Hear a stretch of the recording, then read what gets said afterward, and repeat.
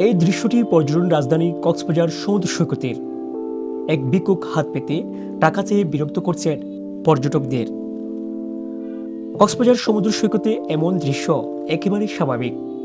শুধু ভিক্ষুক নয়, হকার ও তৃতীয় লিঙ্গের লোকজনের উৎপাতও চলে এভাবে সমান তালে।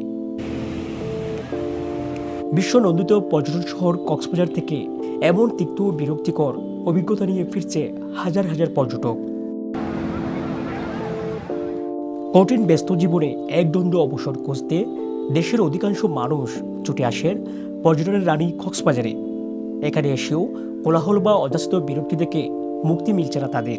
একটু সময় কাটানোর জন্য আর কি আসি, এদের কারণে এরকম বিরক্ত হয়ে মনে হয় যে আর কখনো না আসি।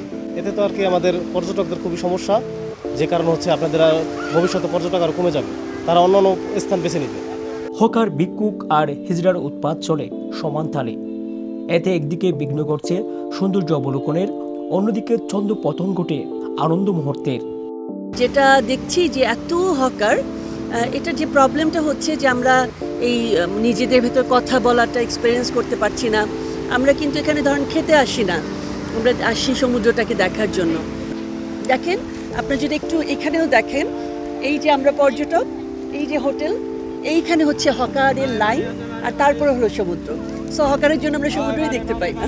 সিলেটের রাঙামাটি, বান্দরবন বা দেশের অন্য কোনো পর্যটন স্পটে কক্সবাজারের মতো বিশৃঙ্খলা নেই বলে মন্তব্য পর্যটকদের।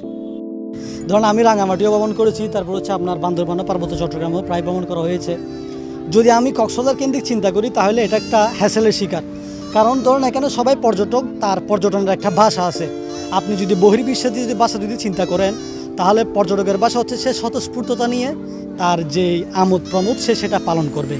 তো এখানে কাউকে যদি কোনো বিষয় নিয়ে কিংবা একদম তুচ্ছতাচ্ছিল্য বিষয়, সেটা 2-1 টাকার জিনিসই হোক, 2-1 টাকার জিনিস নিয়েও যদি তাকে যদি হ্যারাসমেন্ট করা হয়, সেটা এক প্রকার হ্যারাসমেন্টের মধ্যে পড়ে, হ্যাসেল করা হয়, তাহলে তার পর্যটন কেন্দ্রে পর্যটক তার প্রাপ্য ন্যায্য আদায় যেটা সেটা কখনো পাবে না।